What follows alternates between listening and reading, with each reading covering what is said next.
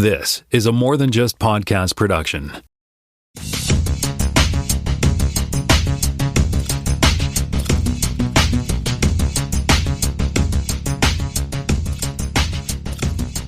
Welcome to Spotcast, Season 5, Episode 12. My name is Timothy. I am in Toronto, Ontario, and I'm joined by Jonathan Kuline over there, in Mississauga, Ontario. Hello, and how is everybody on this fine holidays eve? Shouldn't you be saying, hey kids, or whatever it is you normally say? Do I say that? Okay. Yeah. Hey kids! That's your catchphrase. That's my catchphrase? Have I got one now? I feel like I may have I thought a better one. Well, that's what you came up with, so you're stuck with it now. All right. So we weren't around last week, but a couple of weeks ago, Jonathan mentioned that Joseph Mall, I'm going to go with Joseph Mall from Rings of Power.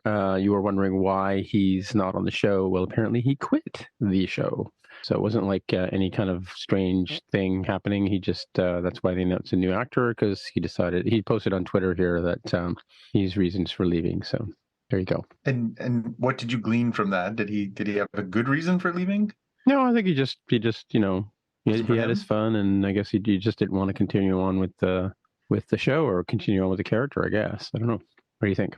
Oh, I still find it a little baffling. I mean, you'd think that they would have signed them for more than one season. So yeah, I don't know exactly how that works, how one gets out of a contract like that.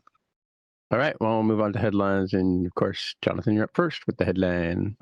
I am, yeah. So while we were off, we got some more news from the ongoing changes at DC. So we knew that James Gunn had taken over and was coming in and making some big changes. They talked about some cancellations and different stuff. This one was really weird. So we got news this week that Henry Cavill is officially done in the role of Superman at DC, which is really confounding when you also add in the fact that he, had just appeared in the stinger on the Black Adam movie. Sorry if you get spoiled there, but c'est la vie.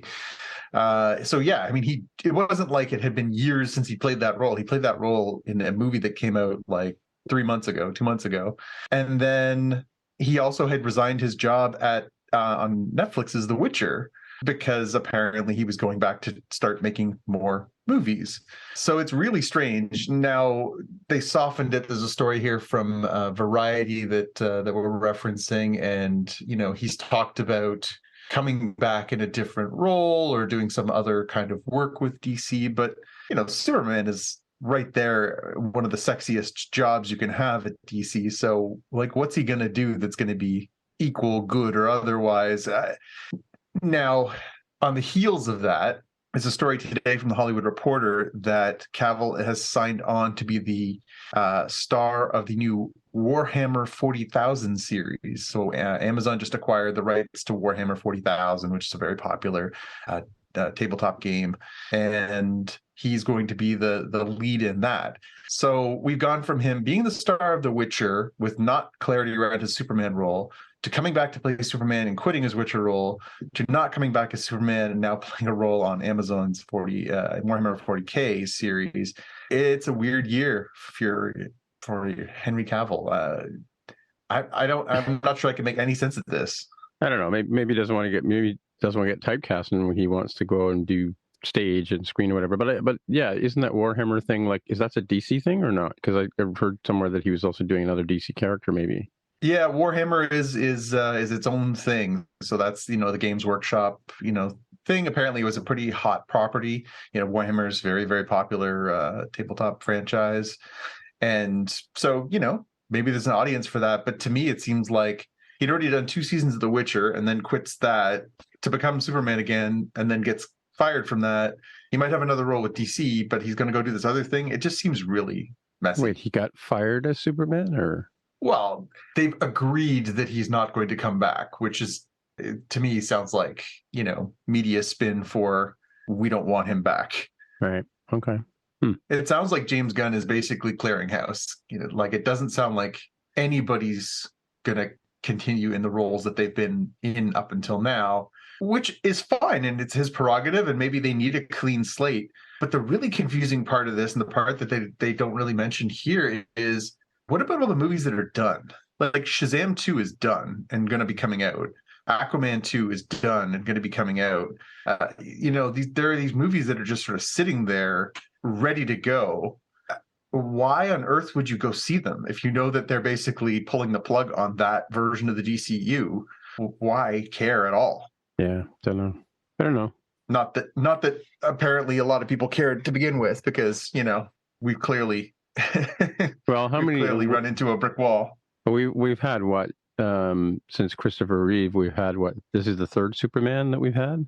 Third theatrical. Yes, there's been multiple ones on TV in that time as well, right? Right. Oh yeah, and then there's also Lois and Clark and the Smallville guy. Yeah. That doesn't confuse things at all, right? So plus the new series that's on. The new series as well.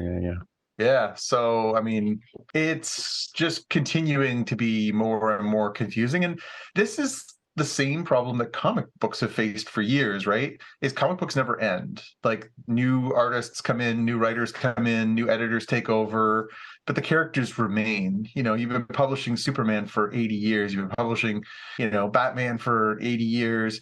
Continuity becomes a real problem. How do you Well, I was going to say, do they maintain that? What do you call it? Canon? Do they maintain that kind of, or does each artist and story writer get to write their own story? Right?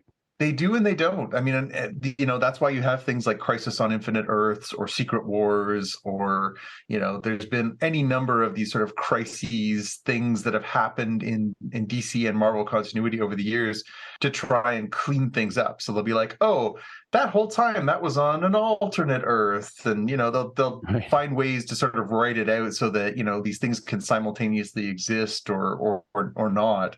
That seems to be what Marvel is currently driving for towards the Secret Wars thing. They've got a sort of timey-wimey, multi-dimensional, thing going on. That way they can clean house a little bit and be like, oh, in this newly amalgamated universe, there was a different Iron Man and a different Spider-Man. Do they mess with the origin stories too, or? Sometimes, yeah. I mean, a lot of the roots remain the same, but, in some circumstances, it's about, changing guard, right? They have Miles Morales take over for Peter Parker, or, again, exist in the same universe, but do his own thing, So they really can do a lot of things. In this case, though, it seems like what they're talking about for DC is just wholesale change of the characters. They want to take them back to a younger phase in their lives. They don't want 40-year-old Henry Cavill and 35-year-old Gal Gadot and 45-year-old Ben Affleck, or nearly 50-year-old Ben Affleck playing these roles. They want a bunch of people in their 20s that they can build forward. So they're just gonna wipe the slate clean and go from there. Yeah. Well. Oh. Yeah. Such as it is. Stay tuned. Yeah. Stay tuned. Yeah. Speaking of going back to the trough and dragging out the old actors and stuff. Yeah.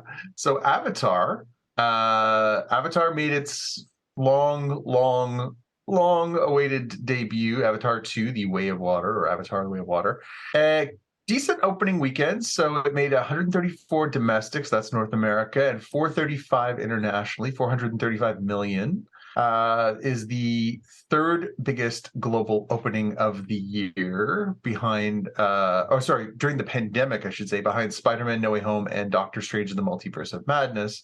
The question is this sustainable, or is this going to dip? We talked about how they were talking that they needed to make around $2 billion for this to sort of be a profitable venture for them and sort of guarantee the stability of the Avatar franchise. So that's not bad. I mean, that's nearly a quarter of a way there in one weekend worldwide. That's not bad. The question is, now that we're headed into the holiday season, are people going to go see it in the theater over the holidays? Is there going to be, a lot of people making that, is it going to sustain basically these kinds of numbers? Because the only way it can go is if it just keeps sustaining and keeps bringing more people in. Yeah, I think with the holiday season, like obviously, that's movie going is a big thing during the break, right? Like between Christmas and New Year's, there are people who don't celebrate Christmas per se. The people finishing up their Hanukkah stuff, and they have to go do something, and that's because we've always wondered. You and I have always wondered why there's so many premieres around Christmas. In fact, do we know of any major things that are coming out next week? I guess a few, right? But I think it's mostly award fair. Like it's the stuff they want to get into theaters for qualifications for the Oscars for spring. Oh, right. Yeah. For February. And yeah, there's a lot of that stuff, but not a lot of like, I took a quick look to sort of see, well, what's going to compete against Avatar? And there's certainly nothing of Avatar's weight. There's no Marvel movies. There's no like thing that sort of threatens them. So chances are a lot of bums are going to be in seats to see Avatar 2 over the holidays. So maybe that's the strategy is instead of just saying, well, we want to go big and nail, $1 billion over the first couple of weekends, they're thinking, you know what? It's a very populist movie. It's a good theater movie. We're just going to keep cranking out the dough for 6, 8, 10 weeks until we hit $2 billion. Yeah, well, like Doctor Strange is in a gazillion theaters at the same time, right? Like, 'cause I was looking, you and I mean, I was going to go see it on Thursday last week, and then I was in Chicago, but when I realized it was 3 hours, I'm like, I don't know if I have 3 hours to invest in this. And plus, do I order DoorDash in the middle of the movie? Like, how do I maintain that 3 hour thing? And what about, do I need to take a nice, memory foam air cushion with me to sit on for the whole time? And, is it time? Is it time we went to one of those, what do they call them? The VIP? Should we go to the VIP? Yeah, the VIP. Well, they don't deliver food during the movie, though, right? They only do. They don't do IMAX either. Well, I know, but they only like the VIP sounds good. Oh, we'll bring the food right to you. Yeah, but like the few times I've been there, I always show up late, and I'm like, oh, I'm sorry, it's too late for you to order food now because we can't have the waitress walking in front. You can go to the bathroom in front of people, but you can't bring the waitress in to feed the people, right? Plus, I guess they can't see what's going on, but. Yeah, and like I think I told you that somebody suggested buy tickets for 2 showings, show up halfway through the first one, so you get the second half of the movie, and then go have a break and go to the bathroom, and then go watch the beginning of the movie to see how it started, to see what you missed, right? And I think you posted that the New York Times had a schedule where they give you hints as to when you can go have a pee break kind of thing, right? Yeah, they basically said like, here's the times that might work the best as far as your potential pee breaks. That way you won't have to try and sustain for that entire amount of time, which is ridiculous. So now the weird thing about it is I guess this is an old 60s thing, I guess 60s and 70s thing that, Gandhi was like a 3-hour movie, right? Cleopatra was pretty close to 3 hours, right? 2001 I think it's 2 hours, but all of these have intermissions. Like it used to be a thing that, in the middle of the movie, the curtain would come down and they would play some intermission music and you would go refill your popcorn. I don't know why they don't do that anymore, like create a cliffhanger moment and then say, come back in 15 minutes or something. And like in the middle of like even what do you call the Avenger movies are crazy long, right? Yeah. I mean, the Lord of the Rings ones were the real like watermark for how much can you endure in a thing you enjoy, right? Hey, I really like this, but man, that fourth movie, that was long. Yeah, that's true. Fourth movie? Third movie. But then they turned one book into 3 movies. They did the same thing in Harry Potter too. They did the same thing when they split I mean, I don't like that when they split the story into 2, right? Well, like Dune. That was a tricky one because it made sense because there was so much stuff in that last book, but it also made for a bit of an unsatisfying. That first movie dragged. Well, I mean, if you read the Lord of the Rings all the way through, that the story ends, and then there's like 4 chapters times or something of everybody going home, which is true. I guess it's like my favorite line in Hot Fuzz is after the big battle in the middle of the movie, they say, "What do we do now?" And he looks up and goes, "Paperwork." That's what it's about. Actually, I got to put a link in the show notes here. I don't know if you saw it or not, but there's a sort of a teaser trailer, I guess, whatever, with James Cameron thanking you for going to the theaters, doing a behind the scenes thing. Apparently, they're all in the water being filmed, like they're actually swimming around with the motion capture on, right? Including Kate Winslet and Sigourney Weaver and all those kind of guys are all like taking a dip. And in fact, I think Kate Winslet holds the record for free dive, holding her breath for over 7 minutes. I saw that. Yeah, I saw that article the other day.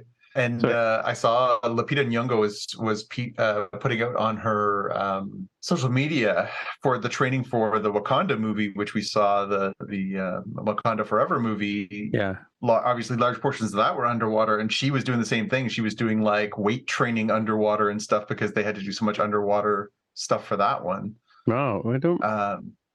Yeah, because there's the whole thing where they go down into the underwater city where Namor is from, and she's trying to rescue Shuri. And so I guess in order to prepare for that, they filmed all that in water tanks and well, that makes sense. I mean, you get the practical effects, right? They call it. Aquaman had a whole bunch of underwater scenes, but those were all CGI. It looked to me, right? Like, I mean, that's the other thing. You really can't fake being underwater, right? Like, I don't know how good an artist you are. That's the part I think I'm most curious about. So I think you and I are probably going to go see Avatar sometime in the next week or two.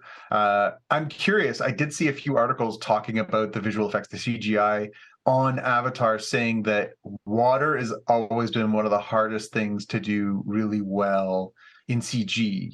And as you say, it seems like they did a lot of like motion capture as well. And apparently that is done extremely well in this Avatar movie. The water effects, the reality of, the sort of the way that the viscosity of people move through it and things like that, that seems much more real than anything that's previously been done. So I'm curious to see how they've managed to sort of achieve that, because it can be a tricky thing to film in, for sure. Well, I mean, it's like if you compare Gravity and Apollo 13. In Gravity, Sandra Bullock is hanging from.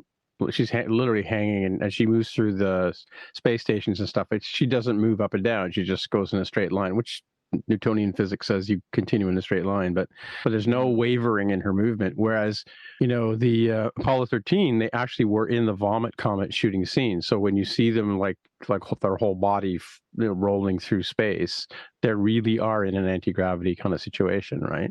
So, relatively speaking, of course, but. Yeah, I mean, I think it's kind of cool, but we'll have to wait and see. Again, it's got to be like we were talking about last week or a couple of weeks ago after you and I went back and saw it. It was kind of like, I guess we've seen so many good 3D movies that Avatar didn't really blow our socks off like it did the first time we saw it, right? Yeah. And I would think that especially if he wants to do episode 3 and 4, let's call it for now.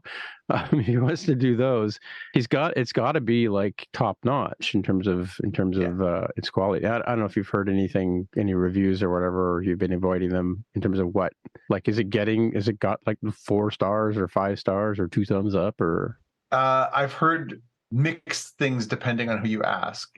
When I look at stuff that is sort of nerds adjacent, people seem overall pretty satisfied. When I've looked at mainstream pieces, a lot of people have said too long, too slow, and too just pew pew pew.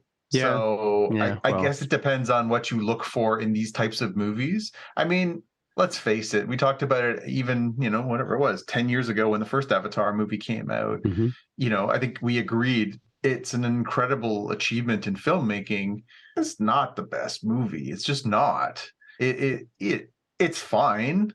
It's Dances with Wolves and the Smurfs. Like, I mean, it is what it is. Yeah. And it's done really well, and there's certainly some amazing performances, and there's lots to like about it, but it's not top tier. It's top tier filmmaking. It's not top tier storytelling. Yeah, I think that's probably what I'm going in to expect. This one is, I'm sure it's going to be an absolute visual treat. James Cameron is a visionary filmmaker. He pushes the envelope unlike most filmmakers ever do. But is it going to be a great story filled with, incredibly emotional dialogue? Like, we'll see. Well, yeah, I mean, it's the thing is like there's very few movies that can actually, have a beginning and an end that satisfies. Like I love to bring Event Horizon in as my analogy, because it was a great first half of the movie, right? First half of the movie was great, and then all of a sudden it was like, oh, really? This old trope again? Why don't you bring some zombies and vampires out while you're at it, right? And and.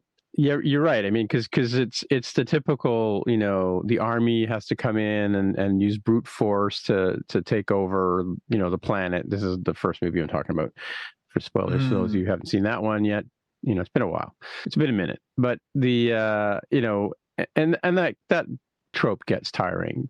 It's not as pretty and pleasant as they make it seem to be, even in that movie, right? In real life, as we see with the Ukraine, they're blowing up schools and orphanages and stuff, right? Just to be jerks, but big business, the whole idea of the unobtainium and how they have to force their way in, and you've got the jerk. What's his Giovanni Ribisi? Giovanni Ribisi, playing the jerk business guy who's going to do anything he can to get his hands on it, kind of thing. Yeah, I mean, it makes good fiction, but it's nowhere near fact. It's nowhere near what real life is like, right? As we can see on Twitter these days. But I talked to my brother-in-law. He went and saw it last week, and he said that. He said again, great visual treat, but he's like, imagine in your mind what the second one should be about. And I said, well, the last one basically ended with them kicking all the humans off the planet and humiliating them. So I'm going to guess this one's about the humans coming back with a vengeance. He's like, yep. I'm like, well, there you go. So. Oh, we've seen the movie now. Thanks. Yeah. Yeah. I mean, again, did you what else would it have been? Right. I don't know. Hey, and he has to unite even more of them, and they're all going to fight back. Of course they are. It's like you got Alien, and you got Aliens, right? You have to double down, right? You do. I can only hope that is the trajectory, because Alien to Aliens, Alien was great. Aliens, I think, is an even better movie.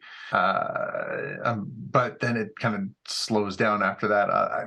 We won't get into the contentiousness of Alien 3, 4, 5, 6. 7. Yeah, is there that many? I guess there are, right? Yeah, if you add in Prometheus, yeah. Yeah, that's true. And Prometheus 2, or whatever it was called. Covenant. Yeah. Huh? Yeah. Covenant, yes. Alien Covenant, something like that. Yeah. I like the Predator versus Aliens ones. Those are fun. With the humans as the innocent bystanders, I was gonna say, as humans get caught in between them, they're the collateral damage, right? Yeah. Yeah. Cool. All right. Next up, I've got the more robust trailer for Spider-Man Across the Spider-Verse. So this dropped last week. It was a little bit more of an in-depth look. We'd gotten a teaser before, but this one's more of an actual trailer. And Spider-Man, women, and other combined in this one. Lots and lots of different things. I've seen a whole bunch of breakdowns, people trying to figure out all the little cameos they've seen and everything else, which is part of the fun.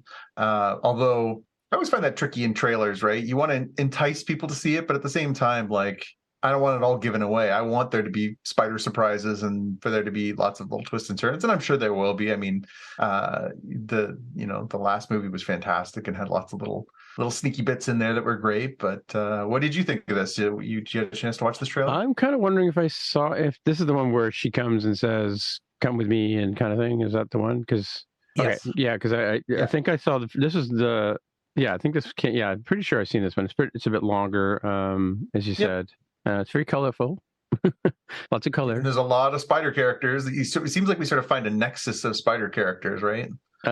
Maybe that's why I'm kind of wondering if I actually saw this, because I didn't get the sort of Harry Potter spiders coming into the forest kind of vibe. But maybe I don't know if did I watch this one, or did I maybe skip it because I thought I'd already seen it. I don't know, but yeah, I mean, we got a better look at some of the characters we saw in the teaser trailer. So we had seen that Spider-Man 2099 was going to be in it. We'd seen that there was going to be a few other characters. Spider-Punk is in it. This one, you just see that in one scene, they sort of pan back and you could just see that there's spider characters all over the place. We saw what looked to be Spider-Woman, which is... in the comic books is Jessica Drew, who's a Caucasian character. And this one, it appears to be an African-American character, which is cool. It's nice to see an interesting twist on that too. So it seems like they're just doubling down, going bigger, more adventures with Miles, more adventures with Gwen. And yeah, I think it looks really cool. I mean, I love the first one. I thought it was just absolutely visionary. It was so different than anything else. It absolutely deserved the Oscar it won. And I think... I think I can't wait for this one. It was supposed to be out now. They've delayed it till June. So did it win the? Did they win the animated Oscar or? Yes. Yeah. Oh, okay. Yeah. Yeah. Actually, it's funny. I only saw that one on the back of a airplane seat. I should probably watch it on a big screen myself. But and once you get the story, you get the story, right? It's just the visuals, right? And the soundtrack. Yeah, but the visuals. I mean, I made a point to see it in the theater. I was actually really lucky one night. My wife had sort of said, what do you want to do tonight? I said, I really want to go see this Spider-Man movie. And I can't recall why you and I didn't see it, but she and I went and saw it, and it was a real treat to see on a big screen. It just hadn't planned to see it. I thought, it's just an animated picture. I'll just watch it when it comes out on Blu-ray or on streaming or whatever. But we made a point of seeing it, and I was like, wow, I'm glad we saw this on the screen. It's really neat to see because it's such a visually interesting movie. So yeah, cool. I got lucky on that end. Yeah. And so we have news. We had Westworld ending, but now what do we have? Westworld continues. Westworld bought by Amazon. What's going on? Yeah, so we had known that Westworld had been canceled. They weren't going to do a fifth and final season, which is a bummer because I think we all kind of wanted that to happen. Now we get news that Westworld, along with a whole bunch of other HBO properties, are actually leaving the HBO Max streaming app as it transitions into becoming simply Max, which is what the Discovery/HBO streaming service is going to be called going forward. And so as of now, we don't have we do have a home. We know that it's going to Freevee in the United States. Freevee is like an ad-supported streaming channel where you can watch content, but it's basically like network television. They splice the commercials into it, and you can watch it that way. It is free to watch, which is nice, but it's like commercial television. You have to watch the commercials. Wait, so it's free to watch, so like you don't have to pay a streaming fee for it, or? That is my understanding. I have not looked too hard into Freevee. I'm sure once our beloved friend Jaime Lopez Jr. rejoins us, he can explain the U.S. landscape a little bit more for us. The other part that I found confusing about this is it really was not clear what the changes to HBO Max or to Max mean for Canadian audiences who are getting that through Crave, because Crave has its own sort of deals. I don't know if content is staying on there or if content is going to migrate away. I don't know what the Canadian rights are compared to the American rights. I'll be curious to know whether or not we will be losing Westworld off of our streaming services, and therefore, if we want to watch it, we need to find another source as well.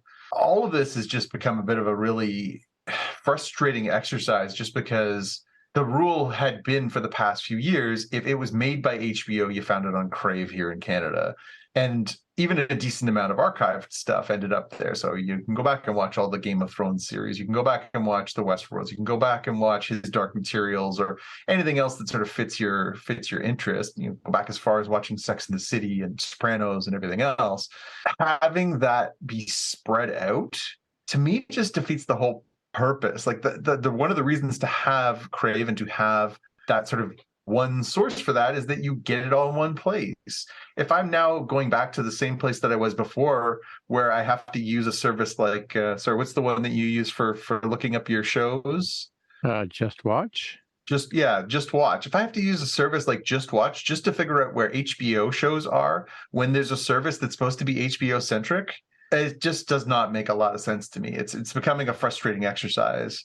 So I'm disappointed that this is the way that they're going with this. I understand, obviously, there's, fiduciary reasons for them doing this. My understanding is that since the Discovery Warner merger, that they're trying to find ways to cut certain costs, and there's one of the ways they can do that, if they take Westworld off HBO Max, they don't have to pay the residuals to the creators, to the artists, to whomever, and that's one of their ways of getting out of it. Okay, fine, but as a consumer, you're kind of getting yanked around all over the place. So it's an unfortunate thing that seems to be happening, and I don't think it's ending yet. I think there's still more shoes to drop, which is unfortunate because, I don't think I was going to go back and watch all of Westworld anytime soon.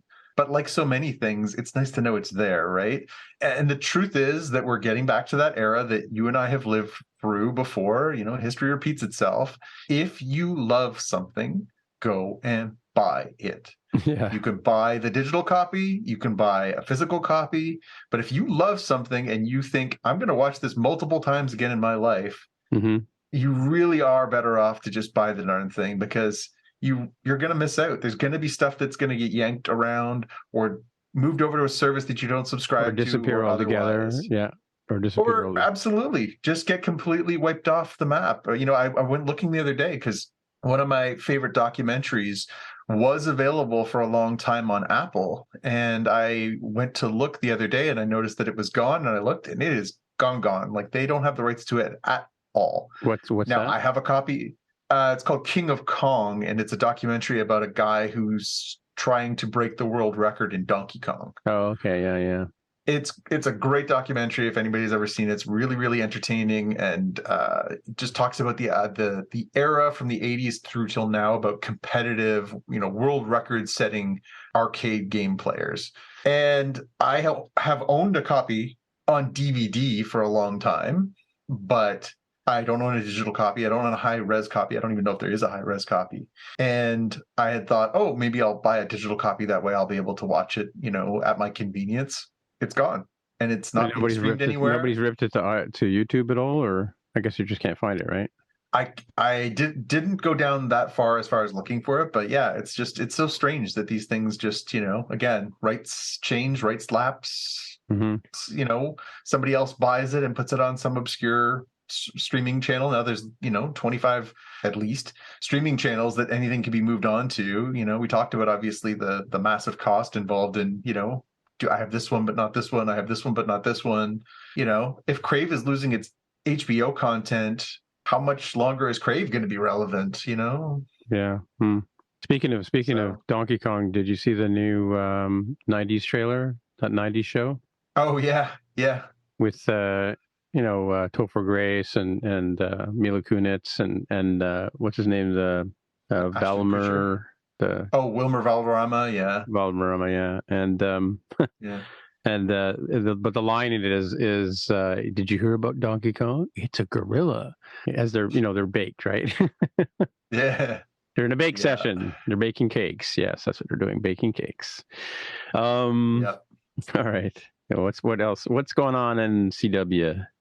Yeah, just a quick one. So we did finally find out when we're going to get the last few episodes of what seems to be a rapidly diminishing number of CW DC shows.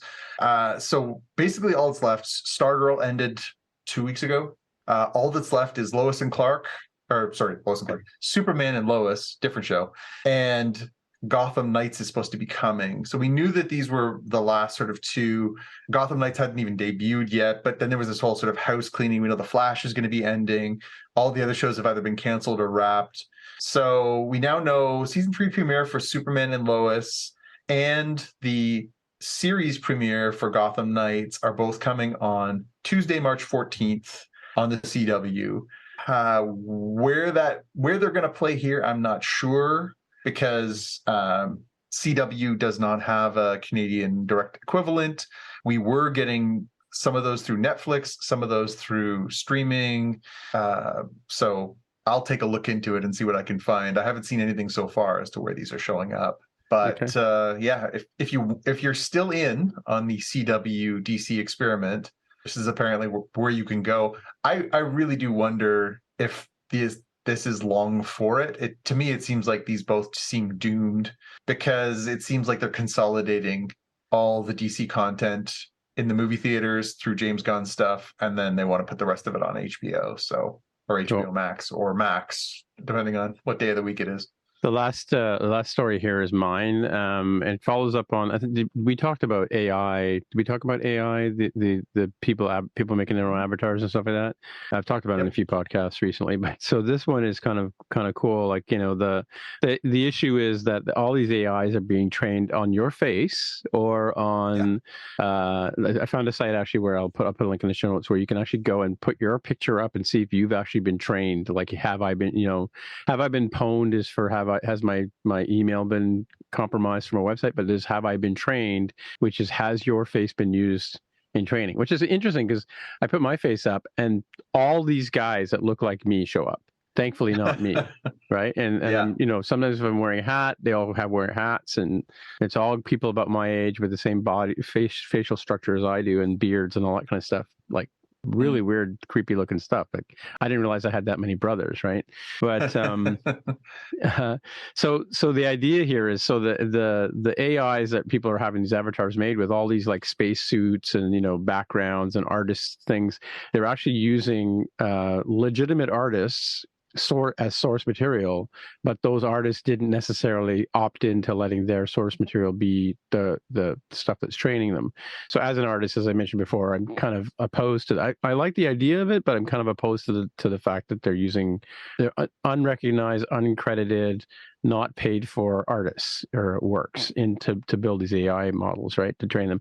So what artists are doing is they're taking big name properties like Mickey Mouse, Mario, Spider-Man, and they're making these images as source material so instead of the small artists fighting the big AI machine, they're getting the big copyright players to fight the big machine, like the Disneys and the Marvels and the the DCs and the Pokemons and or who, I don't know who owns Pokemon, but Bandai, I don't know who owns that one, but where's Jaime when I need him? But yeah, I just thought these are hilarious. So it's like Mickey kills and is going to do it again kind of stuff, right? And just stuff that will get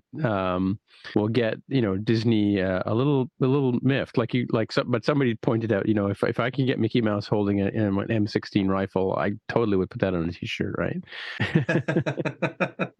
So yeah, so that's kind of a cool story. But anyway, we've arrived at the main part of the show where we talk about something related to Star Trek.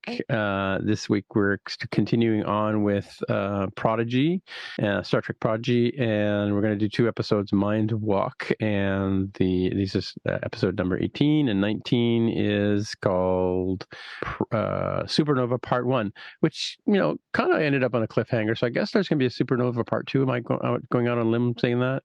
That is the final episode of the season next week. Yeah, I kind of thought this was the final episode, but I guess I got one more to go through. So right off the bat, I got to say, Mindwalk was actually a pretty decent episode compared to all the other episodes so far. This is the trope from the very last broadcast episode of Star Trek, the original series. It was called Turnabout Intruder. This is the 24th episode of season 3, where Kirk's ex-girlfriend, who's mad at him, gets this technology and manages to swap bodies with him. Right, so that she gets to be the captain of the Enterprise, and he gets to be the petulant female who's running around saying, "But nobody's listening to me," kind of thing. So that's essentially what happens in this episode, where in order to communicate with Janeway, they decide to try and do a telegraphic connection, and because they're surrounded by the protostars chasing them I think they're in the warp bubble, right, and not the protostar, but the protostar's being chased by Janeway's ship, and they're firing on them and that kind of stuff. And so Zero can't do it, but turns out because Dal is an augment, he can try and do a tap, like a telegraphic tap between him and Janeway, and they end up swapping bodies, so that Dal ends up being in the Janeway character on the other ship. I'm going to call it Enterprise from now. We'll correct that in a minute. The Dauntless. Thank you. And and of course Janeway ends up in Dal's body, and that's when they kind of explain about the 26 different species that makes him up, and she learns about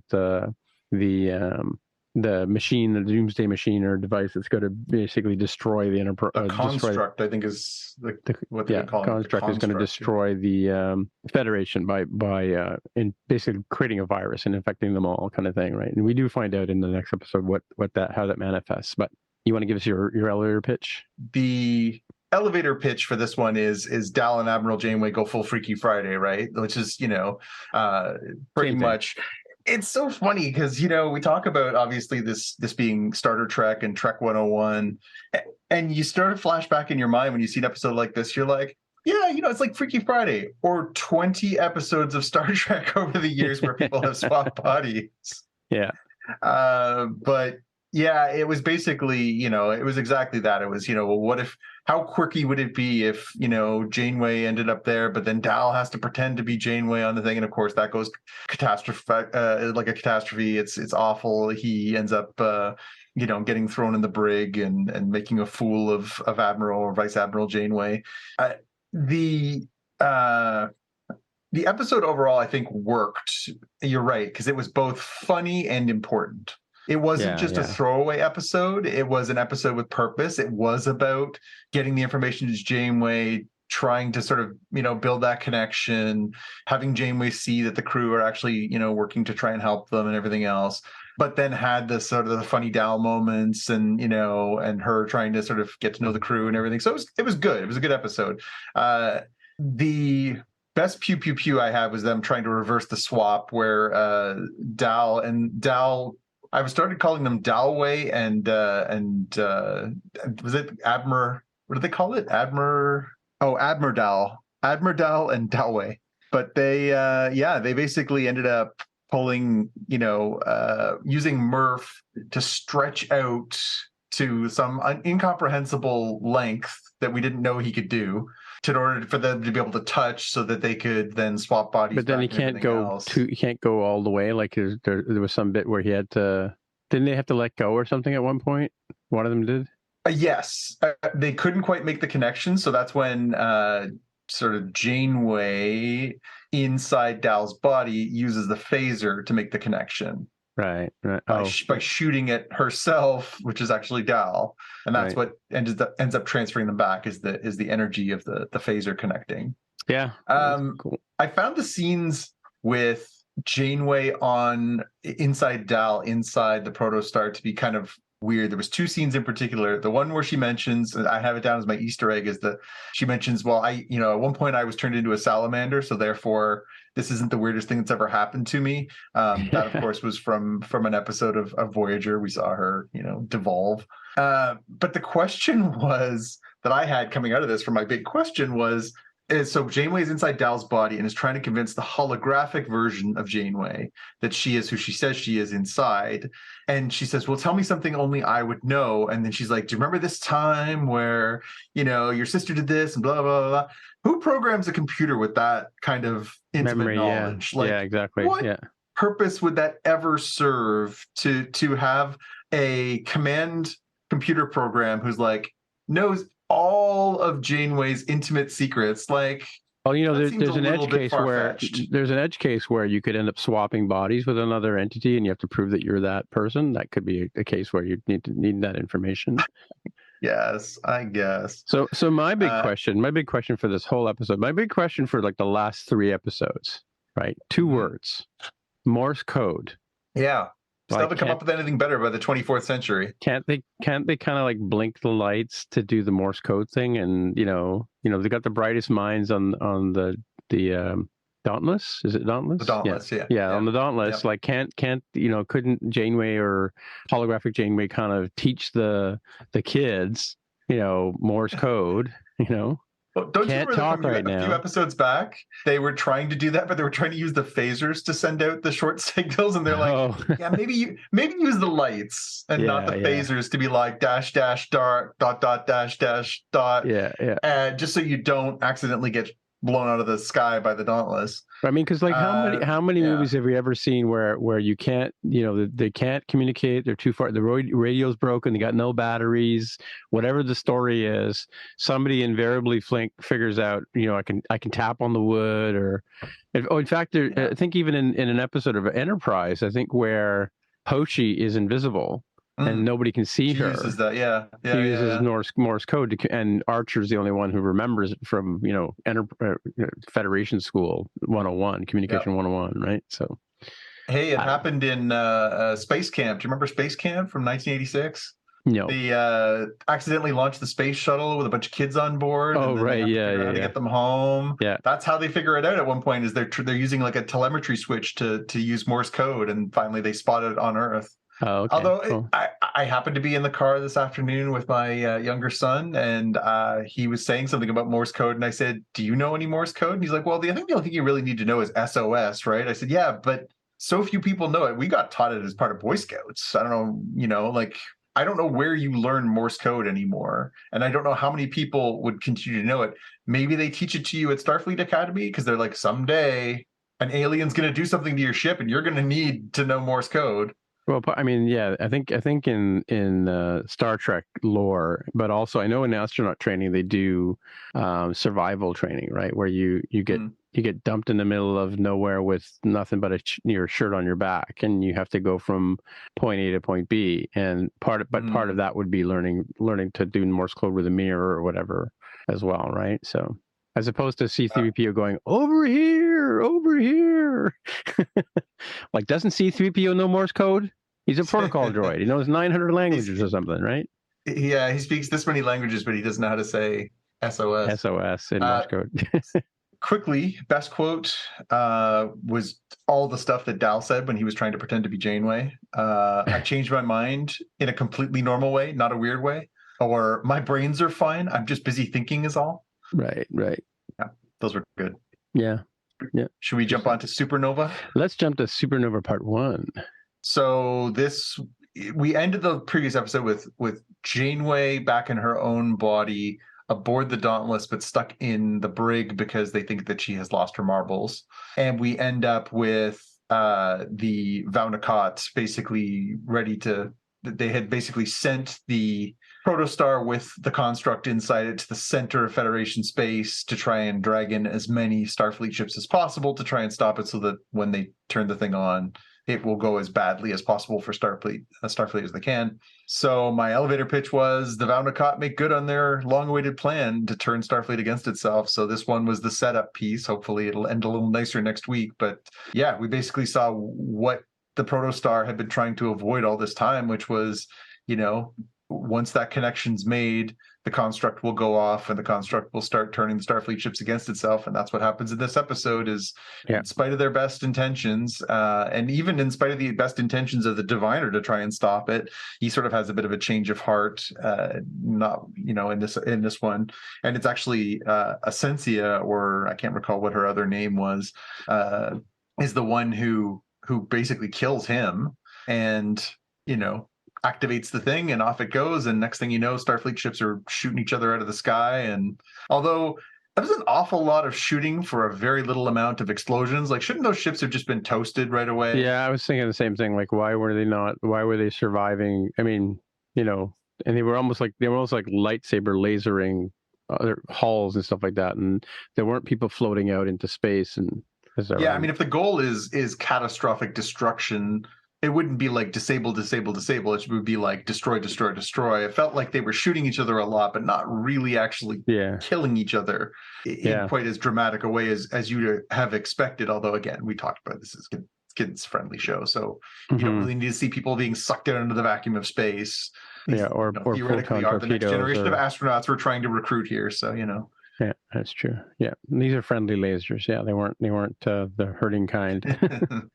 Yeah, no, you're right. I totally didn't buy that whole destruct thing, but I guess with all their shields are down too, right? Like it should have just been like pew pew pew and everybody's dead. Like basically simultaneously everybody launches a photon torpedo or a quantum torpedo at each other's bridge, and that's the end of the game, right? So I was kind of thinking, like, it's almost like, was this the blip that Discovery discovers, and the whole Federation's gone, Yeah, really. No, we discovered that one. That was because some kid had a temper tantrum, right? Oh, was it? Yeah. Do you remember that the kid was tied into the planet that has all the minerals on it? And no, don't remember. Yes. Yeah. Okay, I'll take your word for it. All right. Yep. Pew Pew Pew is the Starfleet killing Starfleet. The Easter egg. So at one point when Janeway's in jail and she's trying to talk her guard into letting her out, the guard mentions, "Oh, actually, you saved my life once," and she mentions being a member of the Bernari. That's from an episode of Voyager called Counterpoint, where the whole sort of story plays out. How basically they hid these 12 refugees inside the transport buffer to try and get them through this scary part of space because the people who lived in that space wanted to kill them.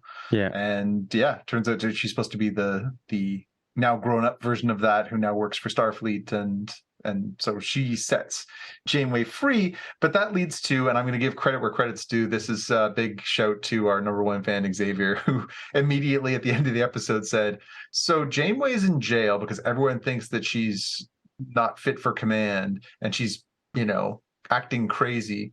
The guard lets her out. She takes off. She goes up to the bridge Nobody stops her on the way. She goes up to the bridge, shows up on the bridge, and then immediately starts like, barking orders, and everybody's just like, cool, let's get in there. Nobody questions that she was just like absolutely a nut, like, 2 hours ago. Yeah, no, yeah. Everyone's cool with it.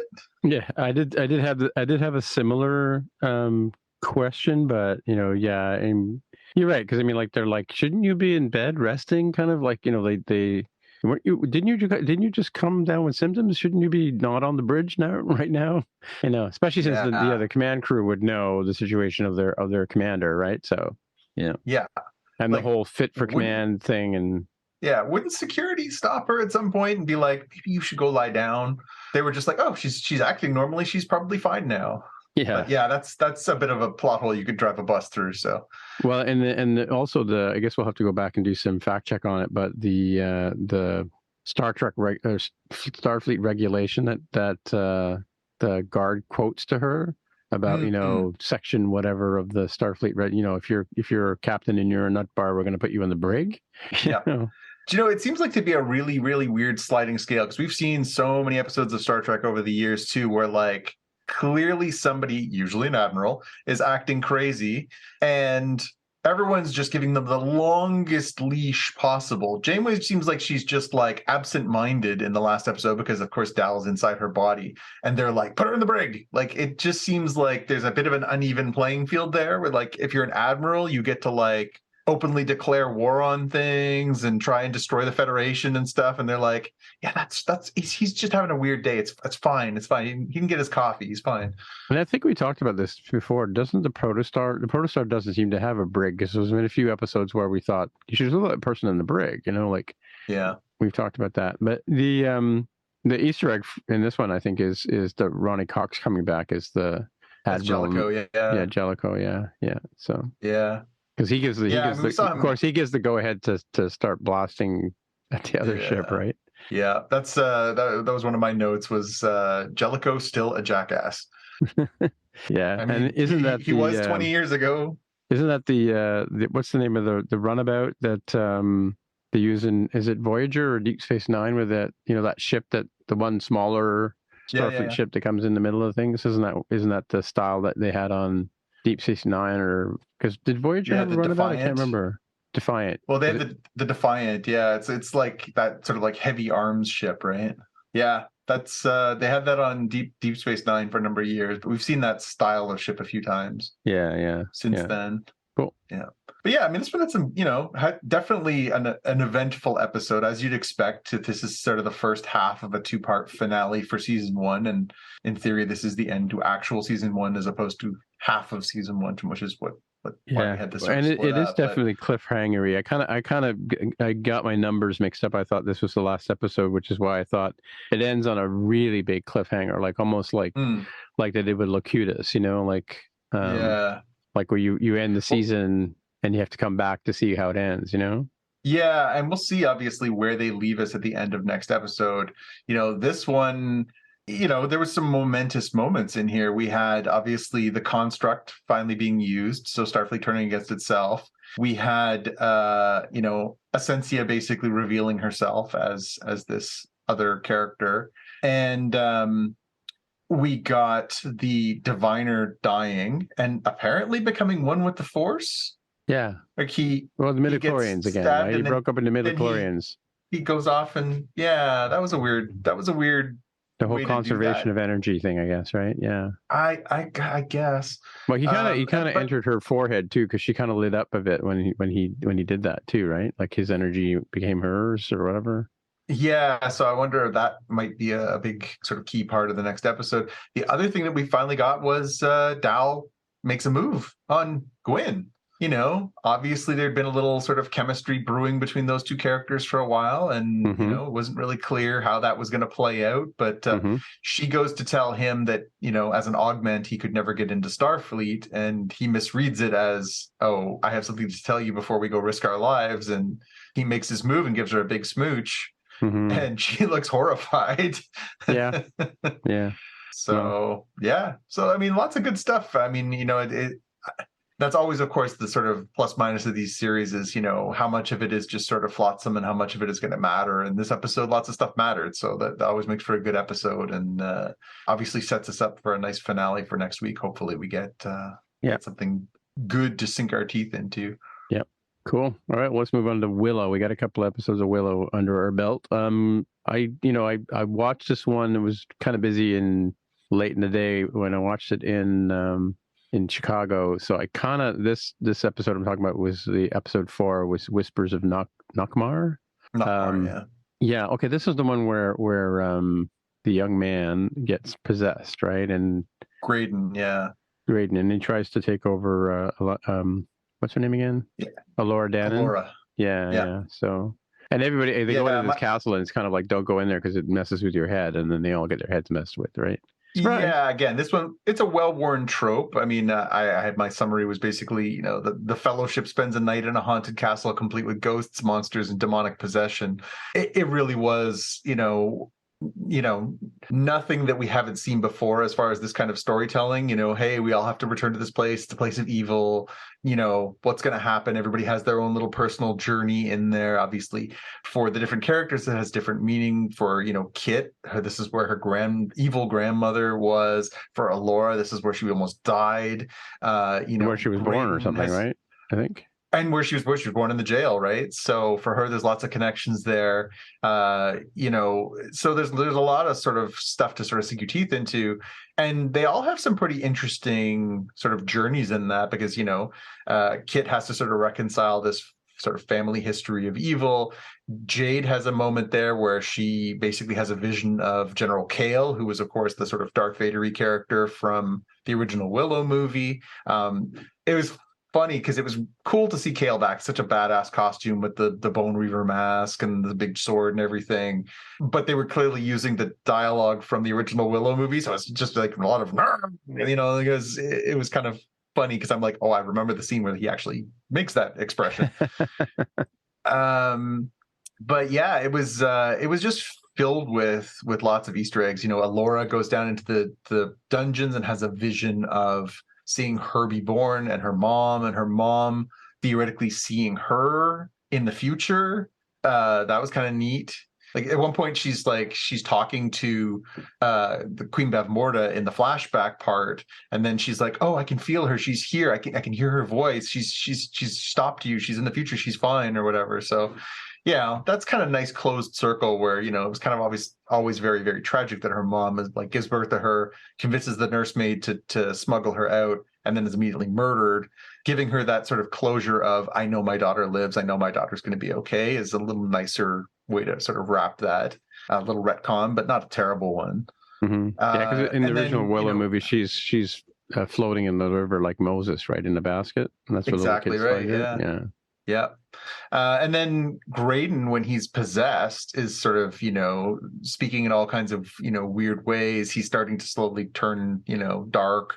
And he starts quoting Mad Mardigan from the Willow movie at one point. He's like, get me some water, Peck. And it's Val Kilmer's voice coming out of Graydon. Oh, really? Okay, again, cool. Nice little sort of way to work it in there too, that it would just be that much more creepy to get inside Willow's head by it being Mad Mardigan's voice coming out of Graydon. And of course it all works out in the end. They have to spend the night in this haunted castle. In the end, they kind of all have their cathartic moments. Alora figures out that she's quite good at the magic and actually uses herself as basically a magic filter. She sucks the evil out of Graydon through his mouth, interesting maneuver, and then sort of disperses it into the atmosphere above her.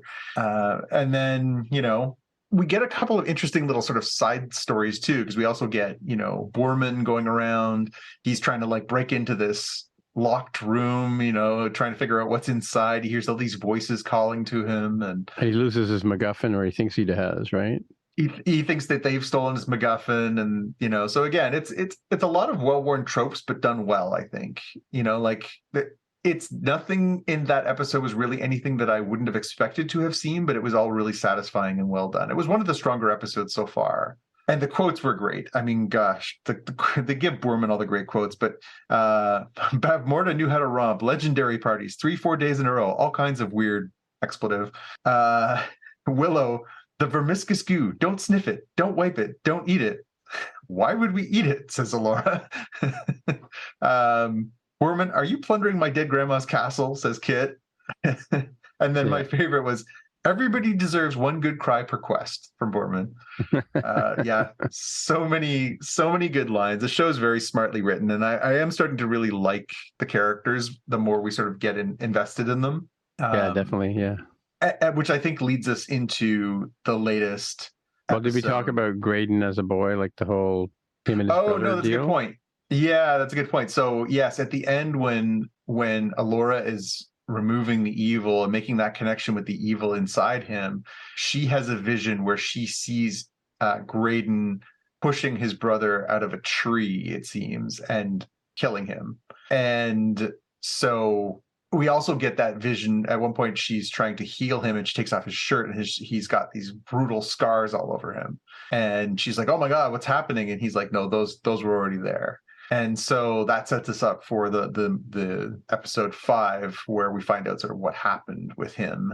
So episode 5, which is Wildwood.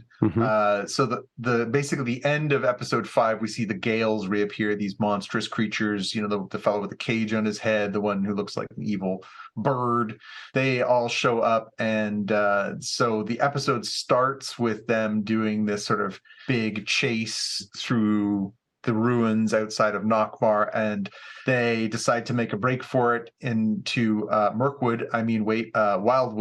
And so yeah, my elevator pitch was the Fellowship hides from the Gales in Mirkwood, Wildwood Forest, and discover Jade's true origins, and then they take some drugs. So they go inside this forest, which I'm sorry is just a dead ringer for Mirkwood, and they are in there. They end up encountering the Bone Reavers, who we met in the first episode, and the Bone Reavers take them prisoner, and they separate them. So they put Alora and Kit together. They put Willow and Graydon together, and then they take Jade for some questioning. And through this process, we get some interesting dynamics because Kit and Alora have had a little tension between the two of them. And, so they have a really sort of good talk about where they're at. And then in the cage with Willow and Graydon's worried that now Alora hates him because he was evil and possessed and scared her. And we also he's definitely got a thing for her, which I missed when that developed, right? So yeah, it seemed like it was creeping up over the past couple of episodes. There was a few sort of little, long glances and him saying nice things, and it seemed like there was more growing there. Now, we've known that there's a bit of a weird dynamic in there because she was in love with Eric, the prince, but then, she's obviously learned a lot about herself on this quest, and so that sort of changed some of the dynamics. We know that Graydon was supposed to marry Kit as part of the sort of merger of the two kingdoms, but we also know that Kit and Jade are in love with one another, and that comes to a head in this episode. So yeah, there's a lot of complexities that there were not in the previous Fellowship that we make reference to. There was at no point, as far as I know it, that the hobbits and the elves and the dwarves all paired off. But in this one, there's a lot more sort of romantic dynamics and other things that come into play, which make it kind of fun and definitely feels younger. It definitely feels more sort of YA romance kind of vibe to it. So you missed the Boorman in the tent with the leader character. Oh, that's true. Yeah. So we encounter the leader, which is Venema Scorpia, which is a great name. Venema Scorpia. She has a history with Boorman, who we learn his first name is Thraxus Boorman. And so she basically takes Boorman in there and is, clearly the two of them are both into each other, but then you're not really sure what the history is. And then we start to learn a little bit more about that. And then the truth starts to come out about, exactly who and where Jade is from. And we find out that Jade is actually Venema's sister, and that they are both General Kale's children, which is kind of messed up because Kale in the movies is a psychopathic killer who, is merciless and cruel and everything else.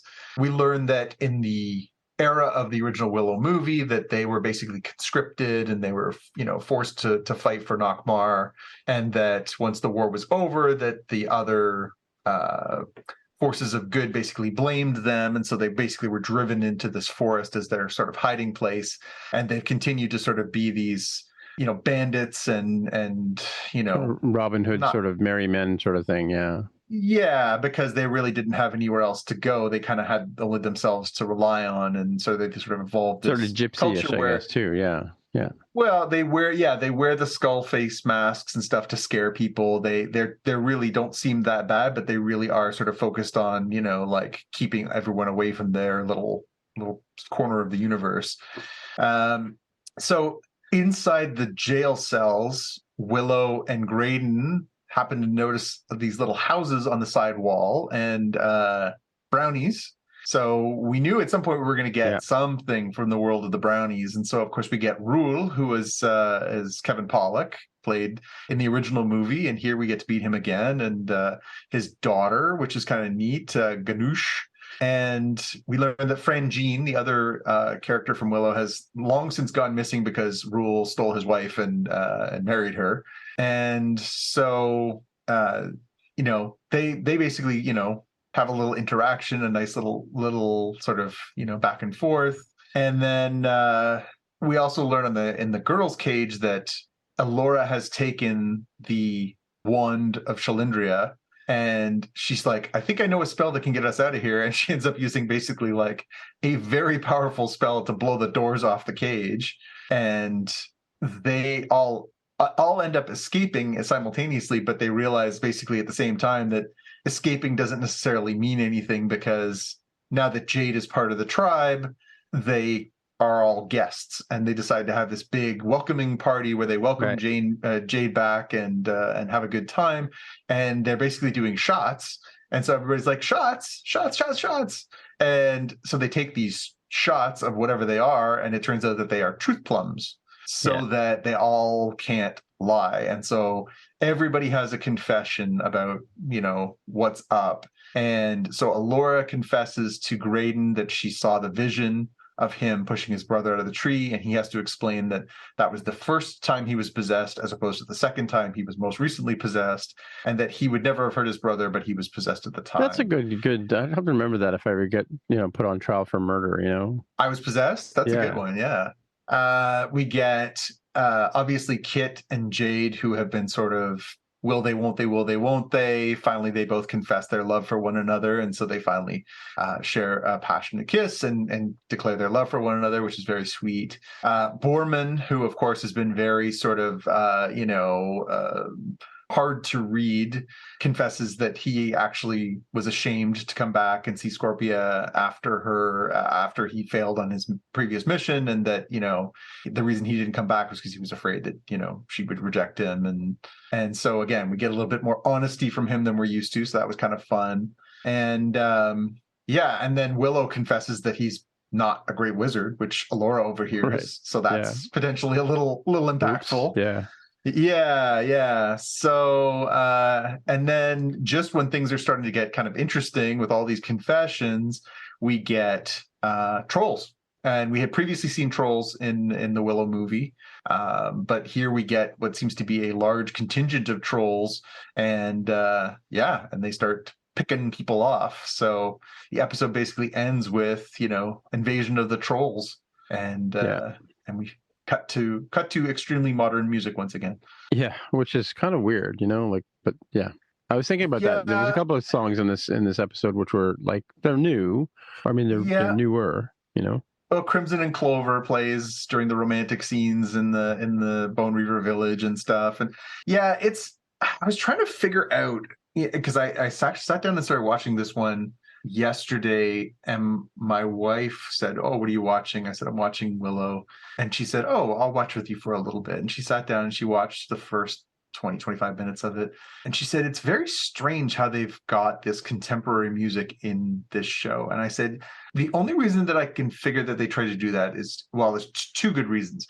One, they know they're coming out right on the heels of House of the Dragon and the Lord of the Rings, Rings of Power series. So they kind of need something to differentiate it. And part of that is contemporary speech. They speak in a much more contemporary way than those other two shows. Their references, vulgarity, they swear. And the other is the application of that modern music. I think the idea is it feels a little bit like, do you remember the movie A Knight's Tale with Heath Ledger? Yeah. It and Alan feels a Tudyk, little bit like that, where they're trying to sort of mix those up a little bit just so that it feels a little fresh for maybe a younger audience. And I don't hate it. I know I've seen some. I didn't like it in The Knight's Tale. I found it I didn't like that in The Knight's Tale. It's funny that because if you remember about 3-4 episodes of Willow, I mentioned that the music wasn't contemporary, but it was kind of like Princess Bride-ish. That's a kind of, not quite John Williams, but sort of like fitting with the time, but more cartoonish than epic.